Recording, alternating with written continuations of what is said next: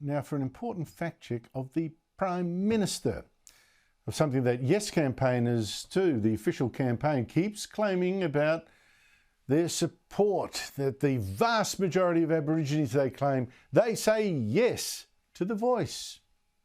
There was some polling released recently that showed that 80% of Aboriginal and Torres Strait Islander people support a yes vote in the referendum. Wow, fair income. 80% of Aborigines support the voice, this Aboriginal-only kind of parliament. Just 10% of them are against. That's impressive, and the Prime Minister himself repeats this claim of overwhelming Aboriginal support, like it really is important, in fact, decisive. People certainly want this. We know that all the figures show that up to 90% of First Nations people... Where do you get that figure from? From all of the polling that's been done of First Nations people. So what, do you go into remote communities and ask everybody? First Nations people have done that. There has been polling that showed the lowest figure that I've seen of polling amongst First Nations people is above 80%. Oh, good. And that ABC reporter sounding sceptical, because several surveys doesn't seem right at all. I've seen only one public survey making such a claim, and looking closer, you are being fooled. I checked that single survey.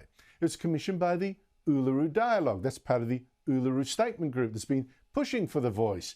And it's also now pushing this claim that it paid, for, that 80% of Aborigines want the voice too. Now, this lobby group paid the Ipsos survey company to actually do that survey. And it can't have paid much, because Ipsos says it surveyed just 300 Aborigines. That is a very small sample.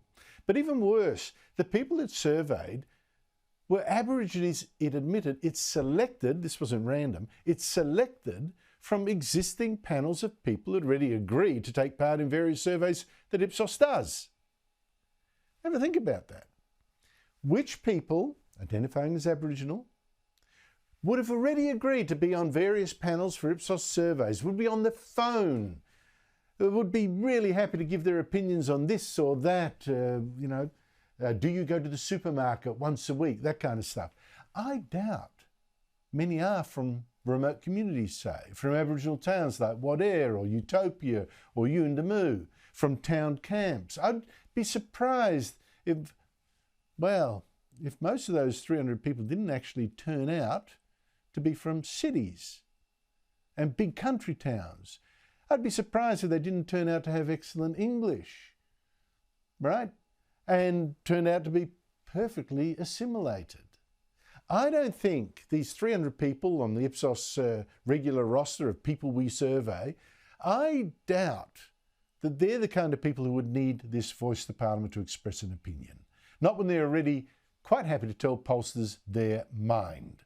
And I have to ask then, is it for these 300 people that we now need this voice to Parliament, this racist division of Australia? Prime Minister, pull the other one.